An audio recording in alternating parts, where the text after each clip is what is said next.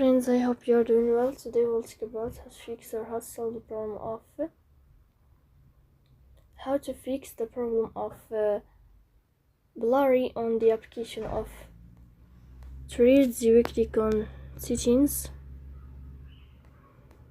Here in this page you click on apps, default apps, app settings.